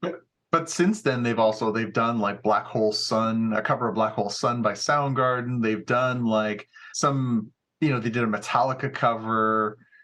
It's definitely even more so, I would say, than what we saw with Princess Bride. It's definitely meant to evoke a certain memory using those songs. Is it meant to hook people from the 90s and 2000s, you think? I'm curious. It's a strange show because I would have said, they're going to target it at people who are nostalgic for this original project. But I don't think that's true anymore. I think they're kind of treating it as its own thing. And it seems to me very much more catered to a millennial or Gen Alpha kind of audience. The queer couple, the love triangle between the three, between Graydon and Alora and Eric, the language, the music. To me, it seems like it's a little bit of a different type of feel than I think I was expecting. Willow doesn't take itself nearly as serious as something like Fellowship of the Ring or Lord of the Rings, but it was always a little bit more earnest. This feels a little more casual, flippant, playful. And again, not in a completely negative way. It's not like I don't like it. It's definitely a different vibe than I was expecting, but not one that I'm turned off by. I have seen some conversations online with people who are turned off by it. They're like, well, this is not my Willow. I'm like, stop watching. Like, I don't know what to tell you. Yeah. I'm kind of curious though. So we're 5 episodes in, we've got 3 to go. I'll be curious to see as we start climbing through these last 3 episodes, whether we're going to see it try and wrap itself up in a bow, or whether this is clearly catered towards having a second and third or fourth or fifth or whatever season of this. It felt like they were moving at a pretty brisk pace for the first 3 episodes. And then these last 2 episodes were really kind of contained, right? It was like, we're moving here, we're going there, we're traveling here, we're picking up this person. Oh, that person died. We're kind of doing stuff. And then Nockmaar was sort of self-contained. This was all self-contained inside this village. It seems like the pace has really slowed down. And I think, okay, so are we ramping back up for 3 episodes? Like, are we supposed to get all the way across the sea to the city, get Eric, rescue him, stop the crone, and do all this stuff in 3 episodes? Like, are we getting into classic Disney Plus hold my beer territory? Yeah, that's a good question. It's always a question, right? Yeah. And, I don't know. Or are they going to resolve? Are they meant to resolve this in the first season, or are we looking at season 2 and season 3? What's the story here? Well, I mean, we talked about it on, I think, either the last episode or the episode before that there's a possibility that Val Kilmer might be able to come back if they do a second season. I don't know. I don't know if it's something where season 2 is always sort of a hope or a whim or in the cards, or if they've scripted it that way. I'll be really curious to see if this comes to a satisfying 1-season conclusion, or if they're going to set it up for season 2, the quest to find Mad Mardigan, or however they want to play it. But I would watch more of this. I'm enjoying it so far. It's not everything I was necessarily hoping for, but I like the new characters. I like some of the adventures. I like that it's a very diverse show. There's lots of different faces and colors of people, and I like that there's a queer storyline at the center of it. I think that those are all welcome additions, especially on Disney Plus, which tends to be a little vanilla. I think these are all good things. So, I'll take more. So, the character with the cage on his head is the Scourge. The Scourge, yeah, The Scourge. He's played by Jonas Suotamo, the new Chewbacca. Chewbacca, Yeah. There's no pictures of him as that character, but he's listed here in the credits. So yeah. I assume he's the big guy with the cage on his head because he's the tallest person in the show, right? Yeah. He does a pretty good job. They've done a good job of using good camera angles and stuff with him too, just to make him look even more gigantic and menacing. The part where he's standing on the fence and he's looking down at them, and there's some good stuff in there. But it's good. I'm enjoying it. I still I'll be curious to see how they wrap it. I think this is the bottom line. I'll be curious to see how they finish this up. All right. Well, let's move on to the watch list. But I'm gonna let you go first because I got a couple of things here, and you've got two. So. All righty. So I basically just listed off a couple of things that I'm headed into the Christmas break like so many other people, or the holiday break, I should say. And, I noticed a couple of things that are sort of showing up on my streaming services over the next week. I'm interested in seeing Glass Onion. I know you had a chance to see that during the Toronto International Film Festival, but I wasn't so lucky. So it's in the theaters. Like I think it was in the theater. You're not going to go see it in the theater with your wife, Sherry? I don't think so. I think we'd be just as fine. I watched the first one on Netflix when it first came out. And I thought you saw it in the theater though. She did. She did. Okay. Okay. I think it's fine. I mean, I'm sure it's probably cool on a big screen, but it is what it is. So that one's on my to watch list. That comes out on Netflix this week. And then Black Adam showed up on the Crave streaming platform here in Canada. I imagine it's probably on HBO Max in the States. So that one, again, it's kind of a strange one where I know in the end it essentially is going to mean nothing. It sounds like we're not getting any more Black Adam movies. It sounds like the teaser at the end with Superman is going to amount to nothing. But I like some of the other characters in it. I like Hawkman and Dr. Fate and Atom Smasher and some of the other stuff they're doing. So I will definitely try and make some time to watch that sometime over the holidays as well and see if I can get into that. I did want to mention, I did finish a series that I had started a number of years ago. I had started this series that was on FXX called Man Seeking Woman. It stars Jay Baruchel as this, it's based on a book about, this guy who's basically he's dumped by his girlfriend, and then he has this sort of series of tragic misadventures as he's trying to re-enter the world of dating and trying to find the right girl and everything like that, which at its root sounds really simple, but it's essentially a sci-fi show because what happens in each episode is it becomes a hyper version of whatever's happening. So at one point, he gets set up on a blind date and he shows up and the date is a literal troll sitting at the table. And it's like in full prosthetic makeup, the whole bit, a troll. And it's like, throwing food around and everything else. And it's supposed to be, of course, a symbol of how bad a first blind date can go. I get it. I get you. Right. So all the episodes are like that. So at one point he goes to a destination wedding and the destination is hell. And they literally have to go like down to the fires of hell for this destination wedding. There's so many funny metaphors, just brought to these like extreme levels throughout the show where this guy, Josh, played by Jay Baruchel, and his best friend are going through this sort of experience of dating. And they flip it a couple times. His sister is one of the main characters on the show. And so they do Woman Seeking Man. They do episodes focused on her and her relationships. Mm-hmm. It was obviously Jay's Canadians from Montreal, and it was made here. The show was shot in Toronto. You can see Toronto was all over this thing. It's not meant to be Toronto. It's supposed to be some generic American city, but it's a highly Canadian show. So many guest stars over the course of its three season run, and it is an absolute ride. Highly recommend. It's funny. I was laughing so loud the other night. I was afraid I was going to wake people up. I was laughing so hard at some of the stuff going on. I had watched the first season before, but I'd never gone back and watched season 2 and 3. It's on Disney Plus here in Canada because, of course, FX content ends up there. I don't know where it's airing in the States, so you might have to go digging for it. But it's a great blend of humor and sci-fi. It's got so many great cameos and guest stars. At one point, I think almost all the kids in the hall are in it at one point or another as guest stars. One of them's a regular.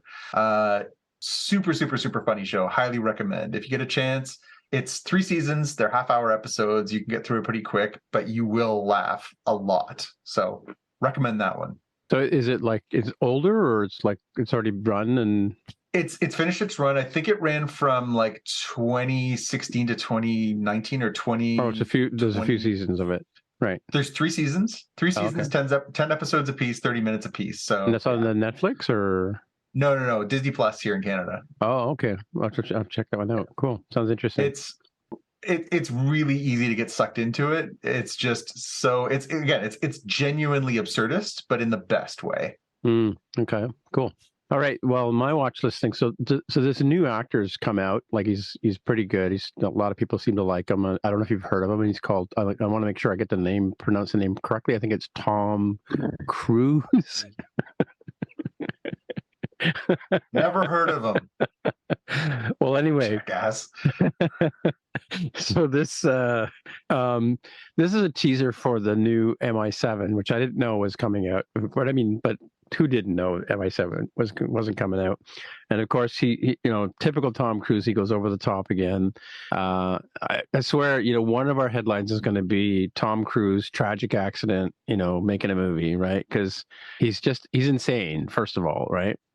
It depends which one of us is writing that story headline. Well, it's true, but the yeah. But it's interesting because there's a scene in this movie where he's driving a motorcycle. I mean, I haven't seen the scene because he's setting up the stunt, right? And it's got to be like a 10-minute long sort of making of kind of movie where he's got to learn how to drive a moped. So they set up a course for him to learn how to do jumps and stuff like that, and all these kind of like specialized motocross jumps. And he's also learning. I mean, he does a lot of skydiving and stuff like that, as we know from other movies he's done. And hanging on the sides of planes. I know you haven't seen that one, but he in this one he has to learn how to base jump, right, where you jump off a cliff into a bowl and then you pull your chute. And at least he's not doing the flying suit thing, which is, I'm sure that's coming in the next movie for sure. I guarantee it, right? I mean, if Sean Connery can fake, skiing down a hill with machine guns, I'm sure Tom Cruise has got that planned out for his future movies. Anyway, so the scene that they're setting up is he's driving this motorcycle, and it's kind of like, the beginning of the Star Trek movie where the kid steals his dad's Corvette, Jon Favreau's Corvette, Abrams. and he gets to the end and he kind of just goes over the cliff. So you see, as a scene they show him where kind of like a spoiler scene, I guess. They see him pulling the mic up and kind of like stopping at this cliff and kind of looking over. So clearly the setup is he goes back, he takes a run at it, and of course, conveniently, I whenever I ride a motorcycle, I always have a packed parachute on my back, right? Sure. As you do, right? So he, so the stunt is he has to learn how to and they do it in several steps. Like he learns how to go off a ramp and let go of the bike, and he's got a harness on, so he's being held up, and he's just perfecting that move. Like they must do it like 100 times. And then he's also doing the base jumping stuff with the parachutes, and so they combine the two things where he drives this bike down this ramp, hits it at the right speed, goes off the center, lets go of the bike, falls a little bit, and then pulls the chute and flies away. And then they're like, let's do that again. Like, who does that? Oh wait, Tom Cruise does, but crazy people, Tim. Yeah, crazy people. Yeah, crazy people with more money than brains do this. So apparently he goes back and does it a few times to get it right, or get the shot, or get the light, or whatever it is they need to do. But yeah, I mean, like it's kind of like whenever I watch old Star Trek and I see William Shatner or I was watching one episode a couple of weeks ago, and I got to go back and find it. But you know how whenever they had a fight, like even in Batman, the Batman TV show, when they had a fight, it was clearly a different actor. Like they didn't even bother about the body shape, right? I was so there's a stunt man who used to be Kirk's double when he was fighting, right? And I was watching another episode where a completely different person was in a fight, And they flash over to the scene where the guy's throwing the guy up against the wall, and it's Kirk's double, or William Shatner's double, is throwing, but he's like dressed as McCoy or something. It was like, I went, like, I could buy the same guy being Kirk all the time and the same guy being Spock all the time, but like this was like so wrong, Yeah. So you take the complete opposite. So Tom Cruise is doing the complete opposite of this. Like, Linda Hamilton, I think it's Terminator 2 where she's on fire. Yeah. Well, I know in a lot of cases, Linda Hamilton has a twin sister and they used her as a body double, but there's a scene where she's on fire and they CG'd her face onto the character being burned rather than putting fire on Linda Hamilton. Yeah. I'm sure if Tom Cruise had to film that scene, that would be Tom Cruise in that scene. If and he the headline needs somebody would be with a book of Cruise. matches, I'm available. I'm just saying, if he needs somebody with some kerosene and a box of matches, I'll volunteer. Yeah. Anyway, so it's fascinating. If you're a fan, and of course they've got the Mission Impossible music playing in the middle of this thing, right? So yeah, it's a good. If you got 10 minutes to waste, he does nothing but make these really amazing trailers. Even if you never go see the movie, or ever will see the movies. Anyway, but and I don't know. I don't know if you're missing out on something or not.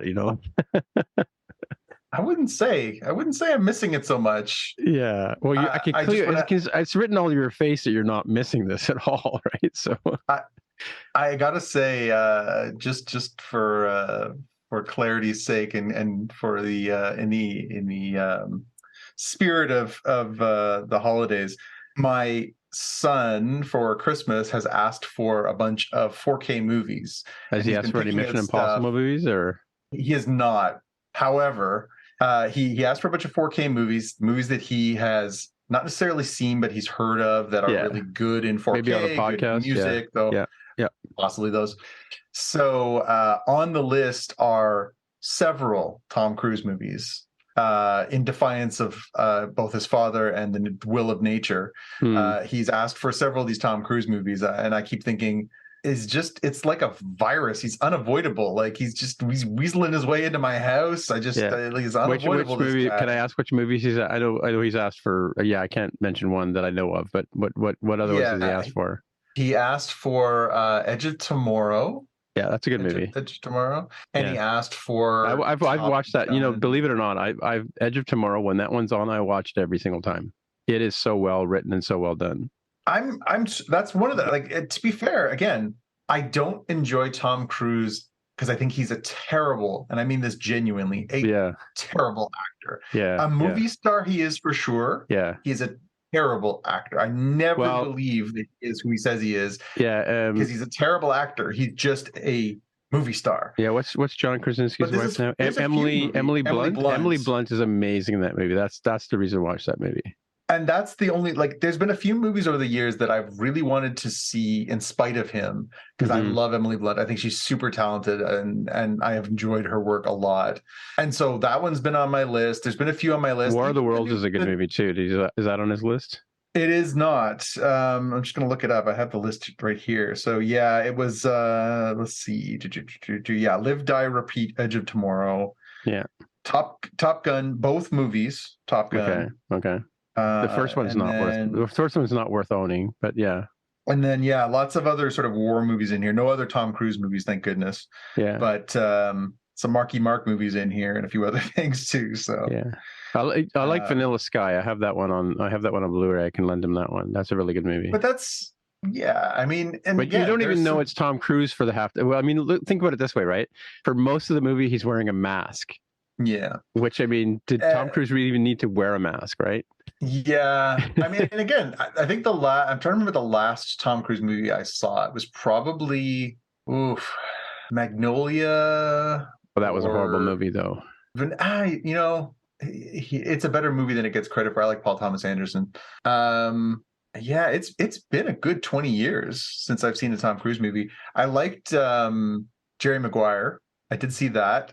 And I actually thought that was one of the times I found him the least off-putting, but the movie is better than he is. It's a better script than he brings it to life, frankly. But yeah, it's been a long time since I've seen a Tom Cruise movie, and I know he's made movies that I'm sure are great. I like a lot of the people he works with. I like a lot of the filmmakers he works with. Yeah, I'm sure they're good movies. I find him very off-putting. I know. More Well, so than I think I'm the same way with Nicolas Cage too. I like the movies that he's in, but I don't like him as an actor. Like, yeah, I mean, and I, I like, like what's it, Moonlight, what's Moonstruck? Yeah, I watched that one because Cher is amazing in that one, and all it's her parents as well. But it depends on the movie. Again, like I hate Face Off is probably the one movie I hate the most. It's got John Travolta and bonkers. It's so bonkers. But it's an Ang Lee movie, which is like supposed to be good. Like, I've seen it before. And then Con Air is again like an all-timer. Yeah. It's an all-timer, just cringy, awful, but like way over the top movie. But then Leaving Las Vegas, for which he won his Oscar. Yeah, that was a good one. Yeah. But she was really good in that, though. He's incredible in that movie. I mean, she's better than he is, but he's incredible in that movie. It's just, somewhere along the lines, he just sort of went very, very far off the rails. And so is Tom Cruise. Like, he's a very off-balance person. Tom Cruise is 60? He's 60 years old. 60. Yeah. That's what I'm saying. He's insane. Like, I wouldn't do what he does. Like, even I wouldn't do what he says, and I'm in my 40s. Yeah. But yeah. Anyways, yeah. But he's still playing the kid that never grew up. He's still playing Peter Pan. That's the thing, right? So it's because he's 5'4". That's true. Yeah, he is Peter Pan. That's true. Yeah. He's a little guy. Yeah, it's watching. I haven't seen every episode of Friends, but every now and then when it's on, and I saw one the other day where Joey and Chandler are walking, and it's like they're going to a premiere or something like that, and he says to Chandler, "Can you bend down? You're too tall. You're taller than I am." Yeah, I know. Yeah. When you have to put Tom on a soapbox so he can stand next to a woman and be the same height as her, like that's enough practical effects for me. It's when they're casting actresses who are under 5 feet so that they look proportionally appropriate with him. Yeah, it's crossing some lines. So, okay, I got a couple of things I'm going to go through real quick. So, speaking of the same actress in these two movies, Chloe, what's her name? Grace Moretz, is that her name? Yep. Yeah. Chloe Grace Moretz. Yeah, the Peripheral finale. I just finished watching it. If you haven't seen it yet, it's so you can sit down and binge it. Really interesting concept. I don't know if I was really satisfied with the ending. It kind of gets sort of Matrixy revolutions in near the end of it, sort of thing. It's coming back for another season. There's sort of a bit of a cliffhanger at the end of that episode. So it's an interesting idea. That's the one where she puts on a game headset and ends up not so much in a VR, but she's actually in the future in a robot body kind of thing. Somehow they time travel through the future or whatever. I don't know, special networking cable they use or whatever. But I also saw at the same time, just came out, I watched this yesterday, was a movie called Mother Android, which starts out pretty interesting concept. It's basically the whole society has these androids that help them in their houses, and all of a sudden there's a glitch, something happens, a power failure or whatever. They all turn evil. They all turn into zombie robots because that's what androids do, and it kind of gets a little unbelievable. But so I mean, I very rarely give a movie a 3-star, and I was struggling to give it a 3-star rating out of 5. So I it's an interesting movie, but yeah, if there are other things you want to watch other than that, I would highly recommend you watch those other things. What platform is that on? It is on, I believe it's on the Netflix. Well, actually, Netflix or Prime? No, Netflix. I think the Peripheral's on Prime. Right. Yeah. So that's cool. And I'm almost finished watching The Expanse. Again, I'm not 100% sold on. It's nice. It's pretty. Whatever. I think the first couple of episodes were the ones when it was on regular TV were good. This one's kind of getting a little long in the tooth. Right. So, but before we go, I want to ask you something. So on the other show, on More Than Just Code, I started doing while you were on Roundabout with me and Tammy, right? Mm-hmm. Right. So we used to have these questions we did at the end of the show, right? Oh, I And remember the questions. Yeah. So I've gone back to those questions were written by Tammy, right? And they were sort of loosely based on the Marcel Proust questionnaire, which she'd never heard of. I don't know how she came up with these questions, but but I've mixed this in with the Stephen Colbert questions that he's doing. I don't know if you've seen those on his show, where he takes it and it's all about becoming known. So I want to take an opportunity here to ask you some of these questions. And apologies to those of you who've listened to Roundabout if I happen to hit across the same question again. So it's a bit of Marcel Proust mixed in with Stephen Colbert. Okay. All right. Shoot. All right. So let's go with, who are your favorite writers? Who are my favorite writers? Alan Moore, Garth Ennis, Grant Morrison, John Wyndham, Gregory MacDonald. How many am I supposed to list? Doesn't matter. Do they have? Is there connecting? Are they all graphic novel writers, perchance? No. I mean, some of them are, but some of them also write prose, and then some of them are just completely prose writers. Okay. All right. What is the best sandwich? Ooh, what is the best sandwich? My personal favorite sandwich, which may not be the exact same question, but I like if I could pick any sandwich out for my favorite, if it's done right, is a Reuben. I love a Reuben. Okay, is that with the corned beef and the sauerkraut and corned beef, sauerkraut, dressing, rye bread, light or dark? I'm easy. Nice pickle, nice sour pickle with it. Cool. Yeah, that's my jam. All right. Where would you most like to live? Where would I most like to live?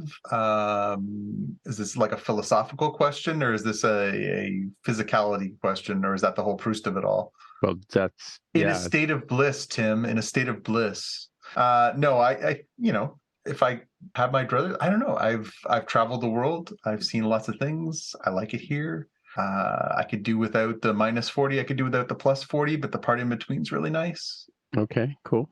Window or aisle? I'm going to say window, and I say that as somebody who is quite tall and has more than once been hit in the elbow and or knee and or foot with a trolley cart. Yeah, I'm probably the same way with that. Apples or oranges? Apples. Apples, okay. Because you can put peanut butter on an apple, or? No, I find oranges is an unpredictable, this I'm sure is a great psychological question for me. I find apples easier to eat because they stay intact. I find oranges to be unpredictably messy. I actually had an orange last night, and it was, my first, Mandarin or Satsuma of the year. Christmas orange, yeah. Mm-hmm. Yep. And it was delicious, but oh, what a mess it made. It was so hard to remove from its skin and made a huge, disgusting mess. And in spite of the fact that it was probably tastier than the average apple, it was not worth the effort. So I'm going to say apples. Okay. So what's your favorite word? Ooh, favorite word. Ooh, that's a good one. That's like asking me what my favorite color is, right? Yeah. Yeah. Ask an artist what their favorite color is. Ask a wordsmith what his favorite word is. Boy. This is anti-disestablishmentarianism? I don't know. That used to be the longest word in the English language, yeah. It used to be. It's not anymore. I'm going to say free. Free is a good word. Free has a lot of positive connotations to it. I like free. Free, okay, cool. What words or phrases do you overuse the most? Ooh, I overuse the most. Well, some of them I can't list on this podcast or we'll get an M rating. I have been known as a longtime former journalist to use some colorful expletives in my vocation. I would say it would start with an F, would probably be the one that I use the most, that I need to not use the most. That would probably be very high on the list. Okay. Yeah. So this is a question that's kind of well, I'll ask it anyway. Have you ever asked anyone for their autograph? Have I ever asked? Well, yeah, sure. I did that. I know you've had sketches and stuff done in books and things, so it's kind of an odd question for you because not everybody does that. Yeah, no, I mean, I have never run into a celebrity on the street. I've never run into an athlete or a celebrity during my work and asked them for an autograph. Not ever. But I have gone to like events where they are being paid to do so, where I have gotten their autographs as a paying customer. So what would be your favorite one or your most cherished one? I have a book on my shelf. Oh, let's see. It's that book right there is a book of Will Eisner art, and Will Eisner signed it to me. And I did have a chance to have a bit of a conversation with him when I met him. Will Eisner, for those who don't know, is sort of the godfather of comic storytelling. He was one of the first people to really kind of take it seriously and not just pulp for kids. He was kind of trying to do something bigger and trying to sort of do graphic storytelling that was kind of bigger than that. And so, yeah, Will Eisner was kind of an icon and a legend, and somebody who it was a real, yeah, I don't get starstruck very often, but standing across from somebody like Will Eisner was a real, like, oh my God moment for me. I've had a chance to meet and speak with lots and lots of people over the years. Some I've met in person, some I met, just obviously these kind of conversations or on a phone or whatever. So maybe it was just because we were in the same space, but that one really kind of left an impression on me. I've definitely, I have a lot of reverence for the people who sort of, laid the path to where we are now with, nerds ruling the box offices and the televisions and everything else. And people like Will Eisner don't necessarily get enough credit for the trails that they blazed, especially for sort of non-comic nerdy types like me. Okay, cool. What's the one thing you own that you really should throw out? Only one, John. One thing. I'm not allowed to say my eldest son, who's old enough to live on his own, right? One thing that I own that I really ought to throw out. I have a propensity for keeping, because I was and always have been a toy collector, comic collector, stuff like that. I tend to collect the bric-a-brac of that too. So things like boxes for Lego sets and stuff like that. I just flatten them out and keep them. I don't necessarily just throw them into the recycle, because I have seen how this thing goes, that, somewhere down the road, someone will be like, oh, I'll pay you X dollars just for the box. King's ransom, exactly. Yeah, I just bought a box behind me. You can see an iPhone box back there, original iPhone behind Gumby there. Yep. I paid close to $250 for that box. Yeah, so that's and I've seen that happen numerous times, and it kind of got stuck in my head. So I have a ridiculous, and my wife would definitely call it ridiculous, amount of boxes for things. I have boxes for all my video game systems, tracing back, 30 years. I have all the boxes for those. I have all the boxes. You're saying you should throw these out, Legos. Or one in particular? I'm saying that, yeah, there probably is a line somewhere where I've crossed the line and I'm keeping boxes that are completely unnecessary or unneeded or whatever, but I just can't bring myself to toss them, because I'm sure at some point I'll be like, oh, I used to have the box for that, and now it's selling for X dollars, and I'll regret it. But I probably should stop. No, definitely the Lego boxes you should keep for sure. That's for sure. So got a couple more. Let's see. Actually, I want to know what well, a couple, but yeah. What do you think happens to us when we die? Ooh, it's a good one. Well, so I am at best agnostic, but probably I'm not an atheist. I don't actively practice anti-religion or anything like that. And I it's such a trope to say I'm a spiritual person. I'm not a spiritual person. I think I'm too much of a pragmatist to think anything other than we die and disappear, and that's the end of us. But then I also understand enough about science to understand that energy can't be destroyed, and we are creatures of energy. So to me, it seems completely unlikely that all that we are simply just extinguishes. That doesn't make scientific sense to me either. If I had to guess, I would say our corporeal bodies do in fact die and do in fact rot and whatever. But I think it's safe to say that whatever the energy inside us could just go off into the universe. And, I don't think we're conscious. I don't think we're anything, but I do think that there's a possibility that which is us, goes off and rejoins the universe from whence we came. Okay, cool. I'd like your answer to that one down the road too. You can save that one up for the holidays. I can give you my answer right now, but you only get listen to one song for the rest of your life. What is it? Oh, so it's essentially, what's your favorite song, right? No. I mean, this is you're going to go to like a desert island with one song in your MP3 player, and you have to listen to that for the rest of your life. No internet, no downloading. No Amazon. Yeah. It's a completely realistic question. Sure, this happens because there's probably a charger on the island somewhere. I think You have to make a coconut generator to make the power for the battery, right? Well, luckily, after watching all those Gilligan's Island reruns when I was a kid, I should be able to figure that out. The professor taught me well. Probably one of my all-time favorite songs is an instrumental version of the Jimi Hendrix song "Little Wing" by Stevie Ray Vaughan. I play that one constantly, both on my headphones and in my stereo. It's a longer song. It's got a lot of different sort of tempos and a lot to it, and it's just a beautiful artistic achievement in that this exquisite person playing an exquisite song by another exquisite guitar player, probably even better. To me, that is sort of the high watermark of his work, and I don't know if I could ever get bored of that because it's just so stirring to me. Right. Cool. What number am I thinking of? 7. You're pretty close. I was actually thinking about 7 about 3 minutes ago, but I figured you might have figured out what number I am thinking. It is related to 7, though. 7's in it. Is it 42? I'll give you that much. Huh? Is it 42? No. 37. 37? In a row? In a row, exactly. Yeah, I said it was. Oh, what's the most used app on your phone? I mean, there's an app you can now use to figure that out, but I just without looking. What's the most used app on my phone? It would be somewhere between music, podcasts, and Google. Those would be my guesses. Google Chrome or Safari, you mean? Let's not give credit where it's not due.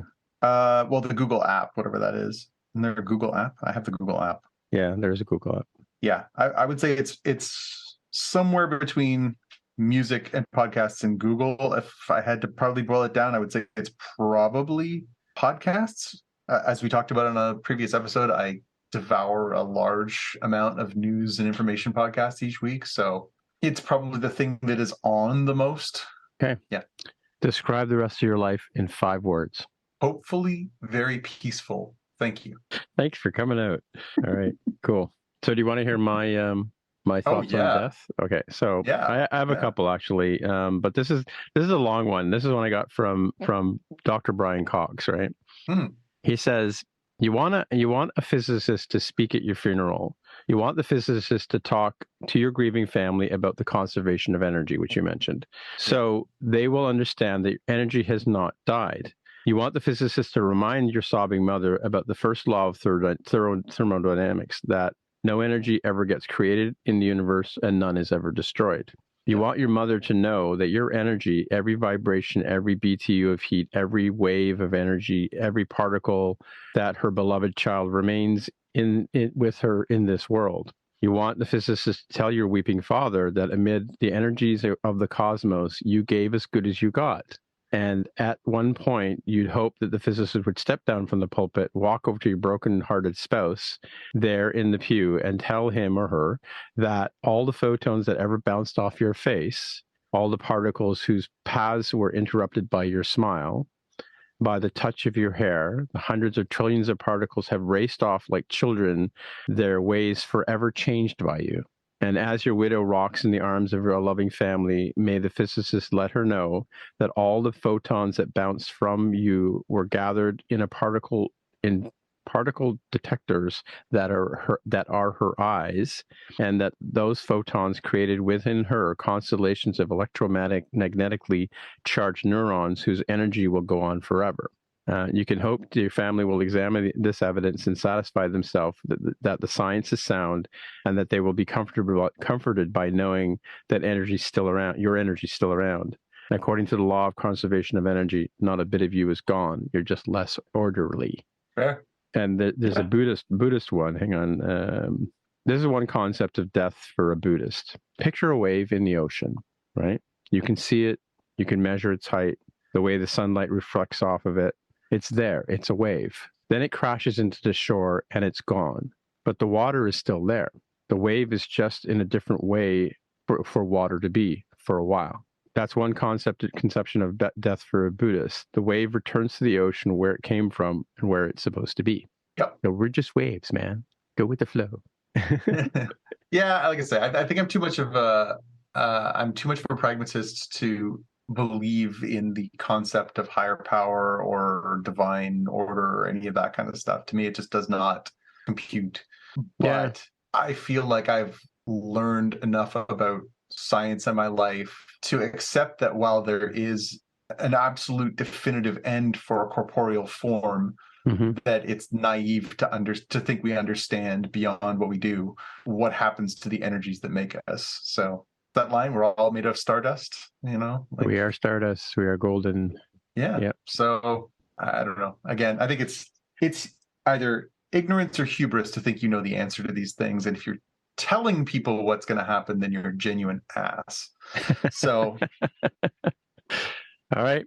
Well, I guess that's it for another episode. So, Jonathan, if people can get in touch with you, where would they find you? You can find me on Twitter for now and Instagram as at JPK News, or you can find me on YouTube at youtube.com/JPK or #JPK. My name is Timitra, TIMMITRA on the Twitter machine, also on Mastodon, also on YouTube. And if you're watching on YouTube, the button over there, please mash that button. Subscribe, like and subscribe. And then I gotta get more, as many people listening to this show are on YouTube anyway, so that I can put t-shirts on, because Jonathan won't put t-shirts on, or doesn't know how to put t-shirts on his site. That's it. It's not that I'm reticent. It's not that I'm not willing. It's that I completely lack the knowledge. Yeah. All right, so take it away, Mike. You've been listening to the Spotcast podcast. If you want to find out more about the podcast or see the episode show notes, visit the Spotcast website at spotcast.com. You can get in touch with us on the website or follow us on Twitter at Spotcast. If you have feedback or questions, send us a tweet with the hashtag AskSpotcast. If you like the show, please consider recommending us to a friend, writing a review on iTunes, or pledging any amount at patreon.com/Spotcast. You can find details on how to help us on our website, spotcast.com/sponsor us. Thanks for listening, and we'll see you in the future.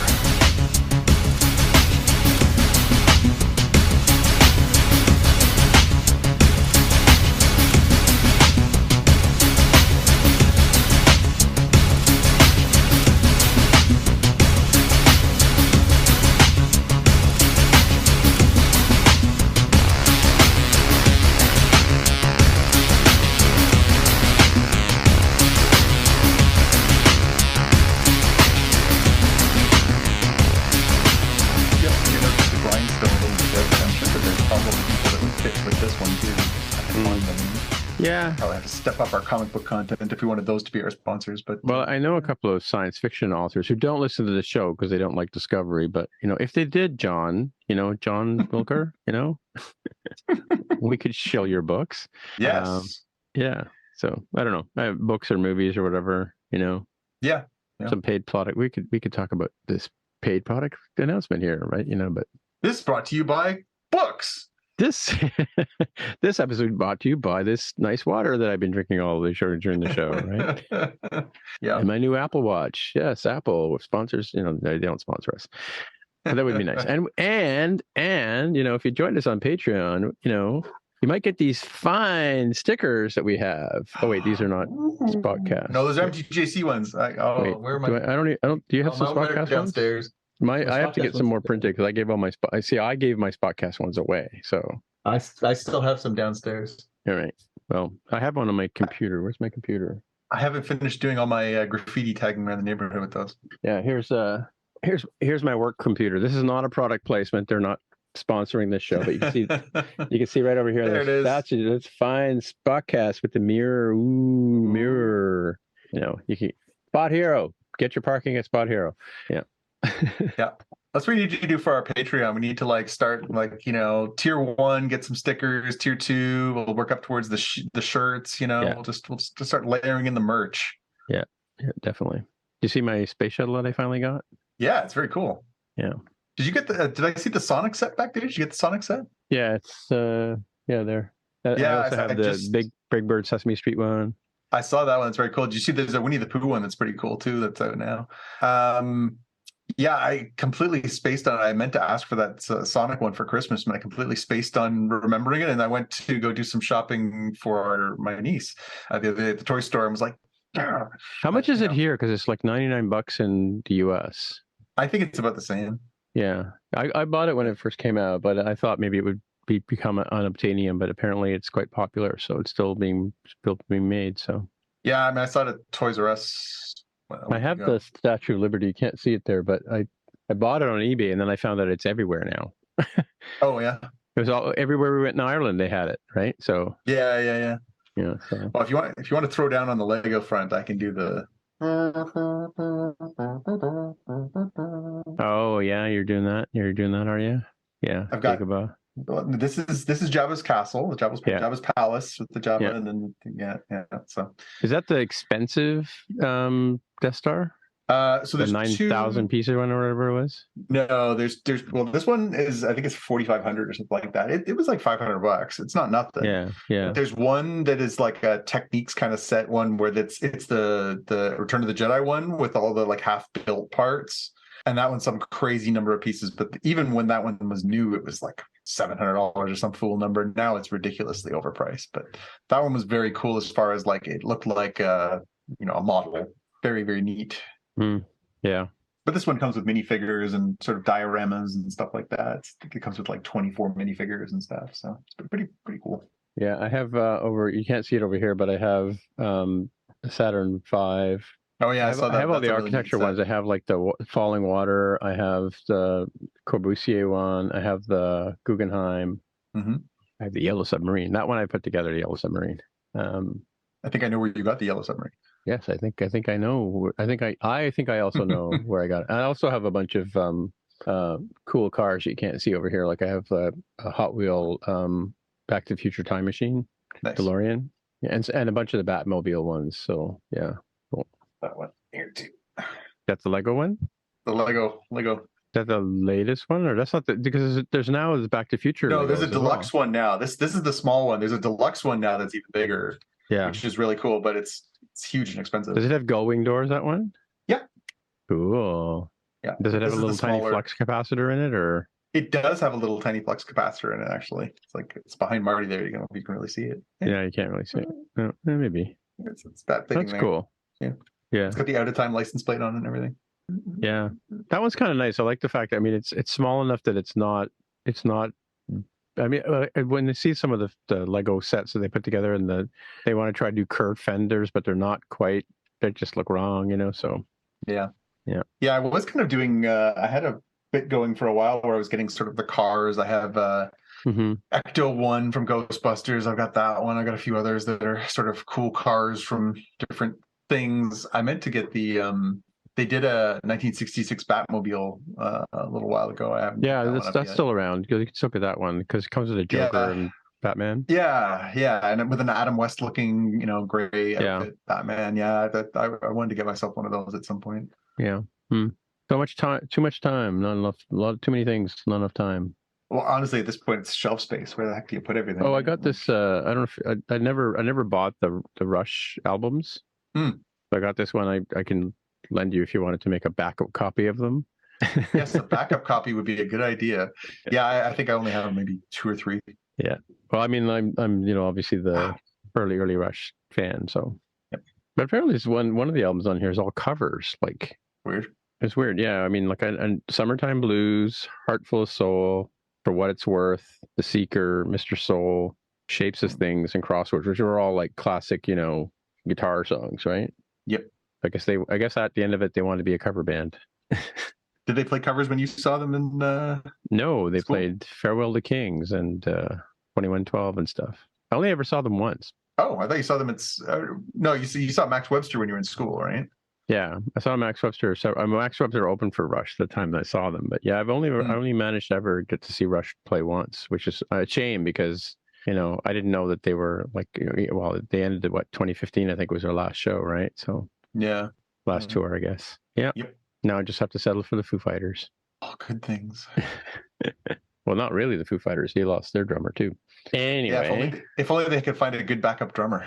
Yeah. Well, it's funny. Dave's been showing up on a few things. He showed up at Billie Eilish's concert the other day, and I saw that. Yeah. They've been playing drums on a few places around, and I think they did the them Cricket Vultures at the Taylor Hawkins shows, right? So yeah.